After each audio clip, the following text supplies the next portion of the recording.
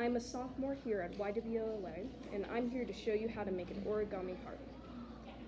Your materials for today are just going to be a square sheet of paper, and that's all. Our first step here is going to be to take your square sheet of paper and fold it diagonally, where you take one point and fold it over to the other point. Once you get it all good, we're then going to make a crease all the way along. Our next step, now that we have our triangular shape, is to take both points of the triangle, like on this side right here, if you can see that, and we're going to fold them to the third point, or fold them to the center if you wish to be weird or something. Just say it like that.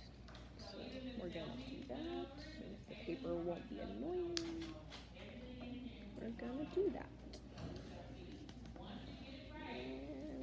Make sure you crease well and you fold it. Next, we're going to flip the paper over, and we're going to take what we folded. Now this part's a bit intricate, probably the hardest part you're going to do, which we're going to take this part, in which we're going to take both these little flaps here that we've folded so far, but not these two little parts. And we're going to fold this part all the way down, as far as it can go, to where it doesn't look weird. And that's this, okay. Then after that, we are going to take our little tips that we still have, and we're going to fold them down along our little line here. They're going to be nice little diagonal folds, or if you have any other name for that, like a valley fold or something. You know, you can be fancy and tell your friends that. And that's our step.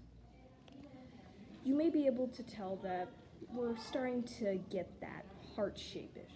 This is our final step here pretty much, in which we're going to give it that final little heart shape. Now we're going to take the tips, all of our little points except for this one. We're going to take all of them, and we're just going to fold them in a little bit. Now, how far you fold it in, it doesn't really matter. Just don't fold it all the way. Pretty much just fold it about halfway down for these top little ones. And then for these folds, we're just going to fold it in a little bit. Not too much, not too less. This also might be one of those steps that are a bit hard, but I'm sure you'll get there. So after we've made all of these folds, our real final step. I know I said the last one might be the final. No, this one's the real final step, in which we just turn it around and